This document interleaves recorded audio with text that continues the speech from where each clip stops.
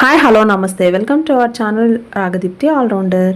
ఈరోజు మీ అందరి కోసం చట్పటాగా ఆలు పరాఠా ఎలా తయారు చేసుకోవాలో చూపిస్తున్నాను అండి. ఇది చాలా టేస్టీగా క్రిస్పీగా వచ్చింది, ఒకసారి ట్రై చేయండి. నేను ఆలు పరాఠా చేద్దామని అనుకుంటే ఇంకొకటి అవుతుంది అంటారు కదా, సో అలా ఒకటి జరిగిందండి. అదేంటంటే ఈ వీడియో ఎండింగ్లో చెప్తాను, మీరు నా ఛానల్ ఫాలో అవ్వండి. ముందుగా ఆలూని బాయిల్ చేసుకోవాలి. సో ప్రెషర్ కుక్కర్లో ఆలూని బాగా వాష్ చేసి 2 పీసెస్గా కట్ చేసుకొని కొద్దిగా వాటర్ సాల్ట్ వేసుకొని విజిల్ పెట్టేసుకోండి, సరిపోతుంది. అవి కుక్ అయ్యేలోపు మనం పిండి తడుపుకోవాలి. సో గోధుమ పిండిలో కొంచెం ఉప్పు వేసి బాగా మిక్స్ చేసేసి కొద్దిగా వాటర్ పోసుకుంటూ ముద్దలాగా తడుపుకోండి. సో మనకి ఆలు బాయిల్ అయ్యేలోపు మనకి పిండి కూడా నానిపోతుంది.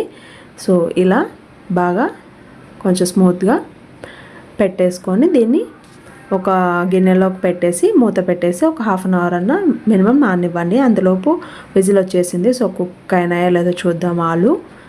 సో చూస్తున్నారా, ఇట్లా అంటుంటేనే లోపలికి వెళ్ళిపోతుంది గంట. సో బాగా బాయిల్ అయిపోయింది. సో ఇప్పుడు ఇందులోని వాటర్ అన్నీ తీసేసి ఉడగొట్టేసి ఆలుని కొంచెం ఇలా తీసేసుకొని చల్లారనివ్వండి. చల్లారిన తర్వాత ఈ పైన లేయర్ అంతా తీసేసేయండి, పీల్ చేసేసుకొని పెట్టుకోండి. ఇప్పుడు మనము ఇందులోకి కొన్ని ఇంగ్రీడియంట్స్ మిక్స్ చేసుకోవాలి. సో అందుకనే ఒక బౌల్లోకి నేను ఇక్కడ ఒక ఆలు తీసుకున్న 2 పీసులు.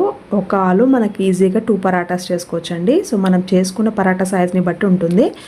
దీన్ని ఫస్ట్ బాగా స్మాష్ చేయండి. తర్వాత సన్నగా తరుక్కున్న కొత్తిమీర, సన్నగా తరుక్కున్న ఆనియన్స్ వేసుకోండి. తర్వాత ఇందులోకి కొద్దిగా సాల్ట్ చూసేసుకోండి. ఆలు ఉడకబెట్టేటప్పుడు వేసాము, అందులో పిండి తడిపేటప్పుడు కూడా వేసాము కాబట్టి సో చూసుకొని వేసుకోండి. తర్వాత కొద్దిగా కారం పొడి, కొద్దిగా గరం మసాలా, కొద్దిగా ధనియాల పొడి వేసి బాగా మిక్స్ చేయండి. మిక్స్ చేసిన తర్వాత ఇప్పుడు ఇందులోకి కొద్దిగా అల్లం వెల్లుల్లి పేస్ట్ కూడా వేసి బాగా మిక్స్ చేసేసి దీన్ని రౌండ్ బాల్స్గా చేసేసుకోండి. మనము పరాటాలోకి ఫిల్లింగ్ రెడీ అయిపోయింది. సో అంతలో పిండి కూడా నానిపోయి ఉంటుంది. సో ఇప్పుడు చూడండి, మినిమం 15 మినిట్స్ నాన్న చాలు, బట్ మ్యాక్సిమం టైం ఉంటే ఎక్కువసేపు నానపెట్టుకోండి. తర్వాత పరాటాకు కావాల్సినంత సైజ్ పోర్షన్ తీసుకొని ఫస్ట్ పిండి ఇలా ప్రెస్ చేసుకోండి, కొద్దిగా ఆయిల్ అప్లై చేసి ఇలా పెద్దగా చేసుకున్న తర్వాత ఇందాక ప్రిపేర్ చేసుకున్న ఆలు మిక్స్చర్ ఉంది కదా, అది వేసి ఇలా మధ్యలో పెట్టేసి ఇలా అంతా బాగా ఫోల్డ్ చేసేసుకోండి. అదంతా మనకు లీక్ కాకుండా బాగా కవర్ అయ్యేటట్టు చేసుకొని ఇలా టర్న్ చేసుకొని ఎక్స్ట్రా పిండి ఏదన్నా ఉంటే పక్కకి తీసి పెట్టుకోండి. నేను ఒకటి అనుకుంటే ఇంకొకటి అయింది అన్నాను కదా, అదేంటో ఇప్పుడు చెప్తా చూడండి. సో ఇప్పుడు దీన్ని ప్రెస్ చేయడానికి చూసినాను. సో చూడండి, కర్రీ కొంచెం బయటకు వస్తుంది. సో బట్ మొత్తం అయితే రాలేదు. బట్ నాకు ఎందుకో ఏం ఫాల్ట్ అయిందో తెలియట్లేదు. ఏమన్నా నేను పిండి తక్కువ తీసుకున్నానో తెలియట్లేదు, లేకపోతే కర్రీ ఎక్కువ తీసుకున్నానో తెలియట్లేదు.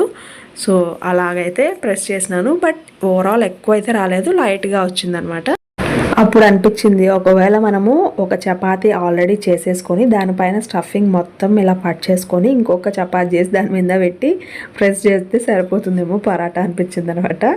సో మీ స్టఫింగ్ని పెట్టి పరాఠా ఎలా ఈజీగా చేయాలో ఎవరికైనా తెలిస్తే కామెంట్ సెక్షన్లో తెలియచేయండి. నేనైతే ఇలా చేసినాను. సో స్టవ్ మీద పెన్నం పెట్టి బాగా కాలిన తర్వాత ఈ పరాఠాని వేసి ఫస్ట్ ఒకసారి ఒక 5 మినిట్స్ కాల్చుకున్నాను.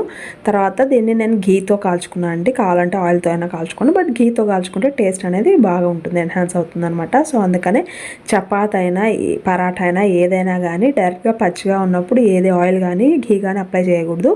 కొంచెం లైట్గా ఫ్రై చేసిన తర్వాత అప్పుడు దాని మీద చేసుకోవాలన్నమాట. సో ఇలా 2 సైడ్స్ కాలనివ్వండి. సో కర్రీ అయితే ఏం బయటికి రాలేదండి ఎక్కువ. సో లైట్గా వచ్చింది. దాన్ని ఇలా కవర్ చేసేసి కుక్ చేసేసినాను. టేస్ట్ అయితే మా వాళ్ళు చాలా బాగుందన్నారండి. సో అండ్ కామెంట్ సెక్షన్లో అయితే మర్చిపోకండి, కర్రీ బయటికి రాకుండా ఎలా ప్రెస్ చేయాలి. ఏమన్నా నేను ఆనియన్స్ సన్నగా తరిగినా, బట్ ఎందుకో ఏమో అర్థం కావట్లేదు, స్టఫింగ్ అనేది బయటకు వస్తుంది. స్టఫింగ్ కొంచెమే తీసుకోవాలండి, ఎక్కువ తీసుకోకూడదు లోపలికి. అండ్ చూడండి, మన టేస్ట్ అయిన ఎమ్మీ పరాటా రెడీ.